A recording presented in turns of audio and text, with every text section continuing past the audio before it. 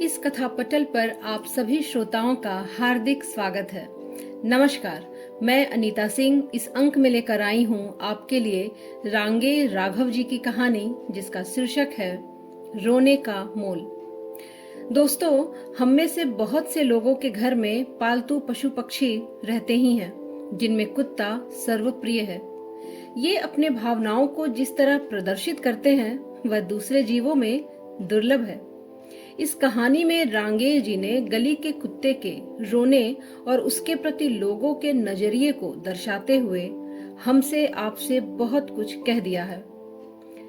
कन्नड़ भाषी माता और तमिल भाषी पिता की संतान रांगे जी का जन्म उत्तर प्रदेश के आगरा में 1923 में हुआ था और इनका पूरा नाम है तिरुमल्लै नम्बाकम वीर राघव आचार्य।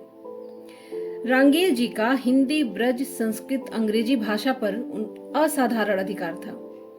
इन्होंने हिंदी साहित्य को अनेक विधाओं में अनेक कृतियां प्रदान की हैं।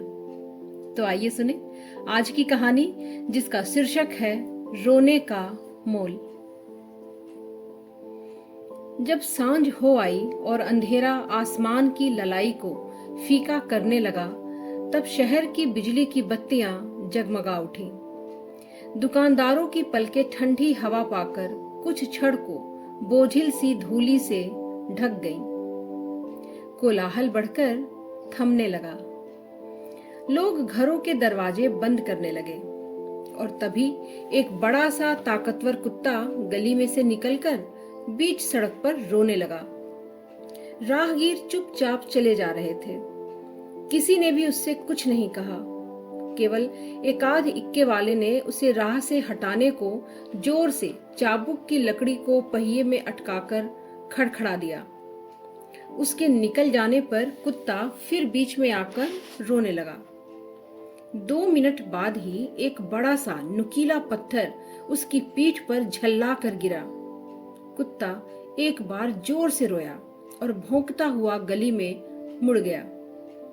फेंकने वाले ने मकान की कोख में से हंसकर कहा, भाग गया साला, इतना बड़ा बदन लेकर भी बिल्कुल बेकार और डरपोक है।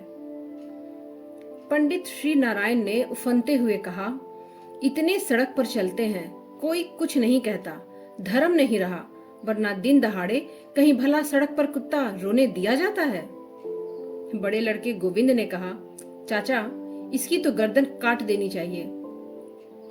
छोटे मनोहर ने कुछ न समझकर कहा, रो लेने दो उसे, उसी ने उस दिन मेहरा के घर से उतरते चोर को पकड़वाया था।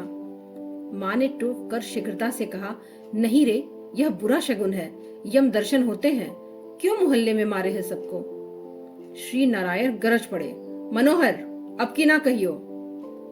मनोहर उठकर गंभीर हो गया। अंधेरा स्याह पड़ने लगा था। गोविंद ने झटके से दरवाजा भेड़ दिया। अंधकार में से कुत्ते ने सिर घुमाकर इधर उधर देखा। दरवाजा बंद था। क्षण भर में ही वह सड़क पर आ गया और जोर से रो पड़ा और द्वार खुलने के पहले ही अंधकारमयी गली में विलीन हो गया। आए दिन यही प्रोग्राम रहता। कुत्ते को भी एक आदत सी पड़ गई थी कि सड़क डिटेक्टर की तरह एक बार सड़क के बीचों बीच आ खड़ा होता और जैसे जान जान कर चिढ़ाने को रो देता। पंडित श्री नारायण को उससे चिढ़ हो गई थी। 8 वर्ष बाद उनके घर में बच्चा आया था। सो भी जाता रहा। उस दिन अंधेरी रात थी, घटाएं छा रही थीं और तभी आकर सहसा पहले दिन यह कुत्ता रो पड़ा था। बच्चा इस असगुन के कारण चल बसा और कुत्ते के सिर घर भर का टूटा और लुटा दिल एक दुश्मनी लेकर मर गया। कुत्ता भी अपने रोजमर्रा के दुश्मनों को पहचान गया था। उनकी थोड़ी सी आहट पाते ही दौड़कर गली में छिप जाता। उस दिन चौराहे पर सिपाही नहीं था और ट्रैफिक भी कुछ कम था। लोग आग जलाए ताप रहे थे। कुत्ता रोते रोते उनके पास चला गया। किसी ने कुछ न कहा। भले आदमी नाराज होकर शर्माते से चुपचाप चले गए। कुत्ता धीरे धीरे पास के घूरे पर आकर सो गया। रात हो आई थी। अगणित तारे आसमान में जलते अरमान लिए अपनी जिंदगी की कश्मकश में अपने को संभाले घूम रहे थे। आग से चारों ओर हिलती हुई रोशनी फैल रही थी। धुआं आसमान को गहरा बनाया जा रहा था। इसी समय लोगों ने देखा पंडित जी जोर शोर से चले आ रहे हैं। हाथ में एक लंबा डंडा था। लोग समझ गए, आज पंडित जी गजब करने ही घर से निकले हैं। बहुत से लोग स्वयं ही कुत्ते से नाराज थे, मगर अगुआ बनकर उसे मारने की हिम्मत कोई न करता था। आज कुत्ते को मारने को एक आदमी देख कुछ तो चुप से अपना काम करने लगे और कुछ उत्कंठित से देखने लगे। हरा पेड़ काटने का साहस बहुत कम करते हैं, मगर पेड़ की कटी लकड़ी ले जाने को सब तैयार होते हैं। आग के पास बैठे लोगों के निकट जाकर सीधे शब्दों में पंडित जी ने पूछा, कहाँ गया साला? उसकी ऐसी की तैसी। मजाक हो गया? तुम लोगों ने इस आदम खाने को शमशान सा बना रखा है।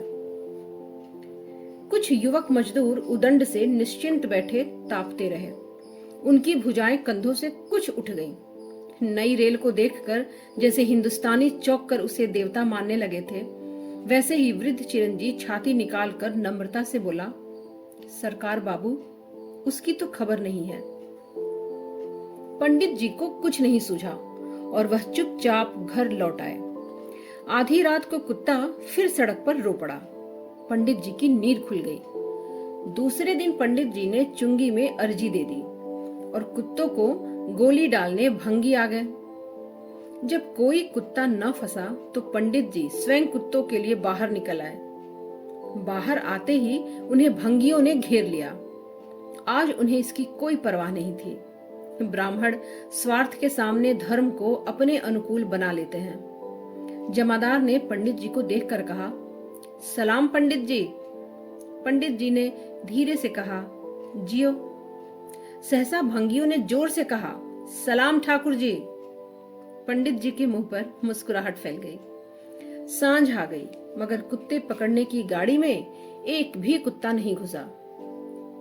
सबको गरीब अशिक्षितों ने अपने घरों में बंद कर रखा था। जैसे गांधी जी के असहयोग आंदोलन में गलत कराने को घर में लोगों को छिपा दिया गया था।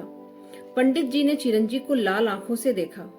सामने के किसी घर के पिछवाड़े से कुत्ते भूंक पड़े और जमादार ने रिपोर्ट में लिखा, कोई कुत्ता सड़क पर ना दिखा। बढ़ती तादाद की गलत रिपोर्ट दी गई लगती है। कुत्ते कहीं हैं जो भूंकते हैं, आवाज आती है, लेकिन है कहाँ यह पता नहीं चलता। एक सूखा मरियल कुत्ता सामने चल रहा था, मगर उसके गले में किसी ने अपना कपड़ा बांध दिया जो पट्टे का काम दे रहा था। पंडित जी मन मसोस कर रह गए। उन्होंने पहचाना, यह चिरंजी के साफे की चीर है। कुत्ता लाट साहब बना हुआ था। मांग में सिंदूर पड़ी स्त्री को खाने कमाने की चिंता नहीं रहती। गले में चीर पड़ी, कुत्ता आवारा न रहकर घर का सदस्य हो गया। बाकायदा सड़क पर चहलकदमी कर रहा था, बल्कि एकाध बार पंडित जी को सूंघ भी गया। सभा विसर्जित ही होने वाली थी कि एक मोटी कुतिया निकल ही आई। वह किसी की संपत्ति नहीं थी। भंगी ने प्रेम से बढ़कर गोली डाली और कुतिया उसे निगल गई। लोग चुपचाप देखते रहे। उन्होंने आदमियों को घोड़ों से कुचले जाते देखा था, फिर यह तो मामूली बात थी। उन्हें इस सरकार से बड़ी बड़ी उम्मीदें थी। भंगियों ने मौज में कुतिया को ले जाना भी व्यर्थ समझा। खाली गाड़ी ढकेलकर दफ्तर की तरफ गाते हुए वे चल पड़े।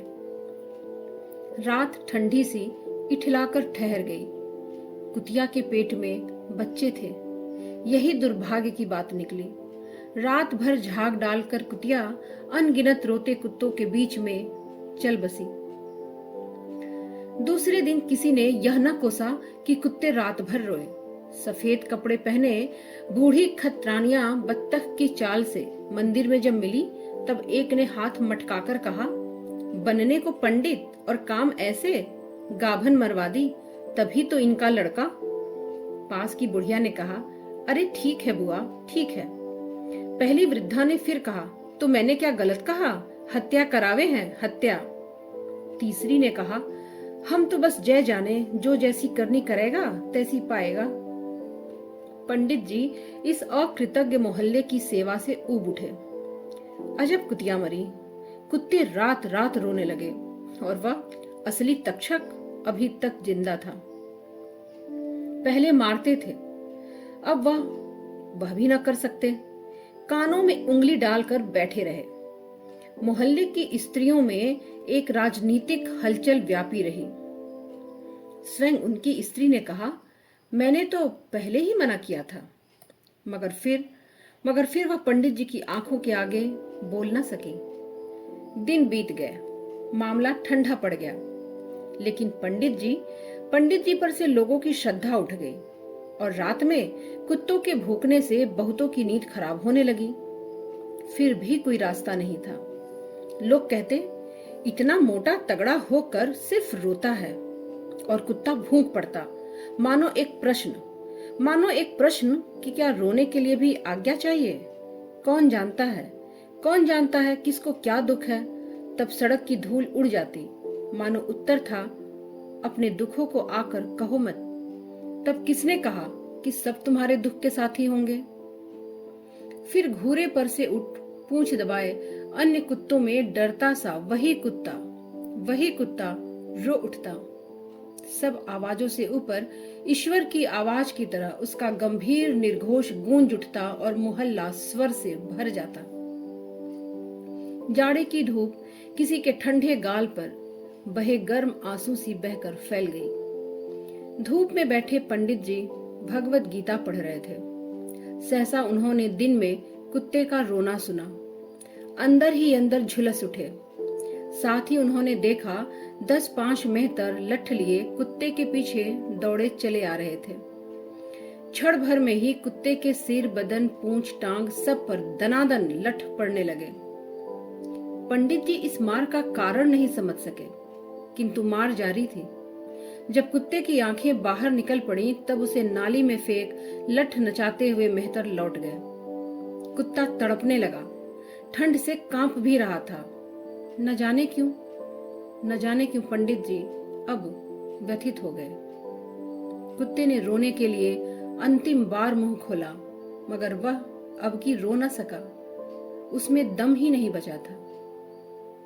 दोस्तों, रांगे जी ने यह कहानी 1947 से पूर्व की लिखी थी और उस समय के समाज, बल्कि आज के भी समाज की कुछ विसंगतियों को उन्होंने सिर्फ एक लाइन में, एक वाक्य में हमसे कहने का प्रयास किया है। कहानी को साहित्य के लोगों तक, अपने प्रिय संबंधियों तक, मित्रों तक जरूर पहुंचाएं। और हाँ, अपनी राय अपने कमेंट बॉक्स में जरूर लिखें। अपना कीमती समय देने के लिए आप सभी का बहुत बहुत शुक्रिया, बहुत आभार। नमस्कार।